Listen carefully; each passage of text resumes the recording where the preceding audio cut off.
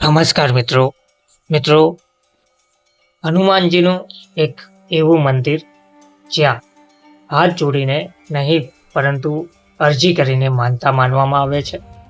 રોજ લગભગ 80થી વધુ અરજી અહીંયા આવે છે.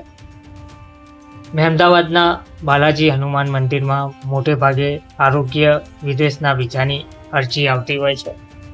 શહેરમાં હનુમાનજીના ઘણા એવા મંદિરો આવેલા છે, પરંતુ કેટલાક મંદિરોમાં ભક્તો ચમત્કારી રૂપે દર્શન કરવા જાય છે. અમદાવાદના બાલાજી હનુમાન મંદિરમાં હનુમાનજીને ભક્તો ચિઠ્ઠી લખીને દર્શન કરે છે. આ મંદિરમાં આવનારા ભક્તો હનુમાન દાદાને ચિઠ્ઠી લખીને પોતાની માનતા પૂર્ણ કરવા માટે અરજી કરે છે.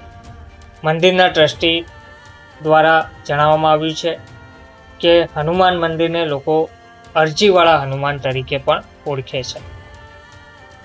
નિત્યક્રમ અમારા બાલાજી હનુમાન મંદિરમાં 80થી વધારે ચિઠ્ઠીઓ ભક્તો લખે છે. જ્યાં સુધી માનતા પૂરી ના થાય ત્યાં સુધી સવારે 6 કલાકે પૂજારી દ્વારા એકવાર આ ચિઠ્ઠી દાદા સામે સંભળાવીને આ ચિઠ્ઠીનો યોગ્ય જગ્યાએ નિકાલ કરવામાં આવે છે. કેટલાક ભક્તો વિદેશથી પણ આ હનુમાનજીને અરજી કરવા માટે આવે છે. તેમણે વધુમાં જણાવ્યું હતું કે સૌથી વધારે ભક્તો આરોગ્ય અને વિદેશના વિઝામાં અરજી કરે છે.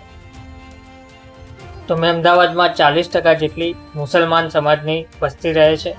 તેઓ મંદિરમાં તથા દરેક પર્વની ઉજવણીમાં ભાગ લે છે. અમદાવાદમાં 40% જેટલી મુસલમાન સમાજની વસ્તી રહે છે. હનુમાનજીના મંદિરમાં થતી સાંજની આરતીમાં મુસ્લિમ સમાજના લોકો પણ ભાગ લે છે.